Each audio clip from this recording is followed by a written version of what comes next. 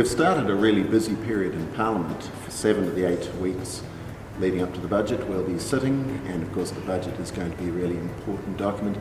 The news on the economy keeps on getting better, and that's obviously good for everybody.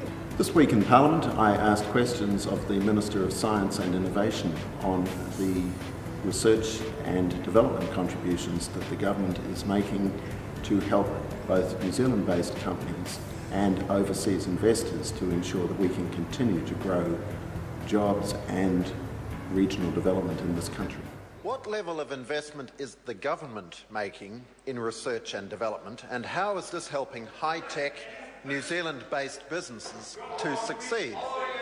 Honourable Stephen Joyce. That's a very good question, Mr Speaker. The government is investing around $566 million over 4 years in R&D support for high-tech businesses through Callaghan Innovation Growth Grants, project grants and student grants. Currently around 470 high-tech Kiwi companies access these growth grants, project grants and their predecessor technology development grants. And 291 undergraduate and postgraduate students are currently undertaking internships at Kiwi high-tech companies. The government remains firmly united and focused on the important tasks in hand, and the results are there for people to see. The better public service targets are being met and in many cases exceeded, and these are hugely important.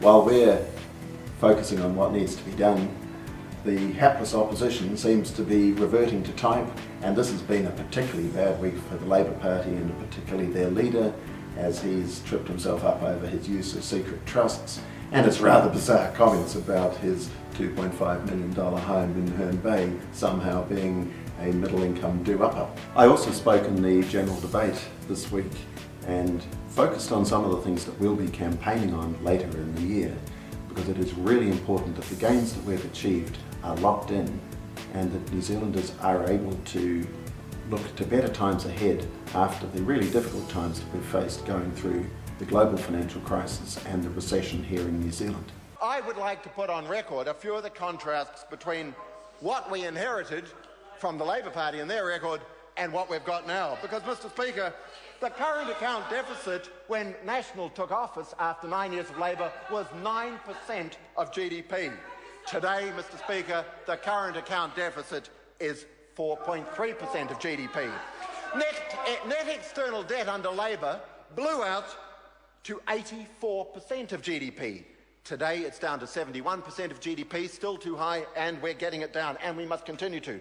Inflation was running at more than 5% under Labour. Today under National it's 1.6%. Mortgage interest rates averaged nearly 11%. Today they average about half of that amount. And so, Mr Speaker, it goes on. These are the important things that matter to New Zealanders. These are the things that we can campaign on this year, and these are the things that New Zealanders want us to continue to deliver. Since well before I became an MP, and particularly in the last 5 years, I've been pushing hard for increased resources for rehabilitation, and that's why I was really delighted this week when the Corrections Minister announced the huge increase in the number of prisoners receiving treatment for their drug and alcohol addiction.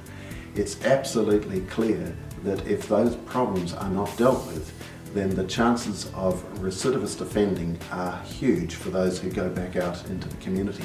So well done to Anne Tolley, and I am really pleased to see the things that I've been working on coming to fruition. These will make a huge difference, not only for the prisoners themselves and their immediate families when they're released, but for the wider community.